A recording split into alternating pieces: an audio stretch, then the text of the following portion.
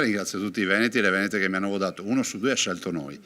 E dico anche che forse questa è la prima elezione nella quale chi ha perso non trova il sistema per dire che ha vinto, perché qui è chiaro chi ha vinto ed è anche chiaro chi ha perso.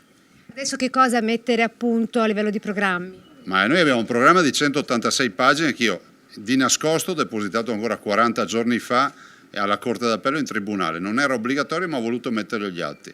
E proprio a dimostrare che abbiamo le idee chiare. Ci sono un sacco di cose da fare, continuare nella sanità, l'abbattimento delle liste d'attesa, il lavoro, abbiamo 760 milioni di euro da investire, il taglio ai costi della politica che abbiamo già pronto come progetto di legge. Prima convocazione al K3 quartiere generale del Carroccio del riconfermato presidente del Veneto Luca Zaia e di tutti gli eletti che lo hanno sostenuto alle regionali.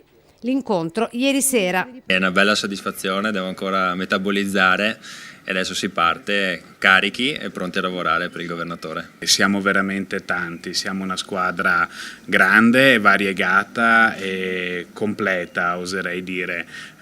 C'è qualcuno, qualche veterano, ma sono tantissimi i nuovi e quindi ci conosceremo tra di noi. Il programma è già stato depositato dal nostro governatore, quindi il programma è chiaro per tutti. Adesso inizieremo a lavorare quanto prima. È un Veneto che è il Veneto dei primati ai vertici in tutte le situazioni di confronto con le altre regioni meritava un'amministrazione con Luca Zaia che potesse continuare in questi 5 anni a dare il buon governo ai nostri concittadini. È importante fare squadra perché se vogliamo fare le riforme importanti in questa legislatura serve una squadra di consiglieri compatti, in consiglio come in giunta.